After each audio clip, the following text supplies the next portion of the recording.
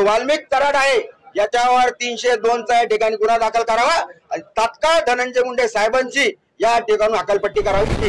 अजितदादांना आम्ही आज या ठिकाणी निवेदन दिलं आणि निवेदन देऊन त्यांना या ठिकाणी मागणी केली की तात्काळ या धनंजय मुंडेंची या ठिकाणून तुम्ही हकालपट्टी करावी। जो खंडणीखोर जो वाल्मिक कराड आहे याच्यावरती 302 चा गुन्हा या ठिकाणी दाखल करावा, जेणेकरून आज महाराष्ट्रात आपण बघत असाल या महाराष्ट्रामध्ये जाणून बुजून काही जण मराठा आणि ओबीसी वाद लावण्याचा पण या ठिकाणी प्रयत्न करत आहेत।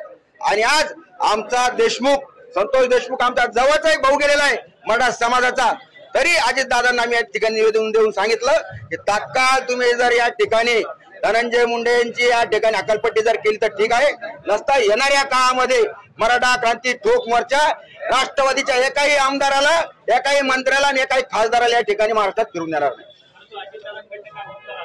अजितदादांनी या ठिकाणी सांगितलं, कालच मी या राज्याचे मुख्यमंत्री आणि गृहमंत्री देवेंद्र फडणवीस साहेब यांची या ठिकाणी भेट घेतली आणि त्याच्यासोबत या ठिकाणी चर्चा केलेली आहे। पण आता नेमकी काय चर्चा केली हे फक्त अजितदादांना आणि देवेंद्र फडणवीस साहेबांना या ठिकाणी माहिती आहे। पण मराठा क्रांती ठोक मोर्चाची या ठिकाणी मागणी आहे, जो खंडणीखोर जो वाल्मिक कराड आहे याच्यावर 302 चा या ठिकाणी गुन्हा दाखल करावा आणि तात्काळ धनंजय मुंडे साहेबांची या ठिकाणी हकालपट्टी करावी, ही मराठा क्रांती ठोक मोर्चाची मागणी आहे।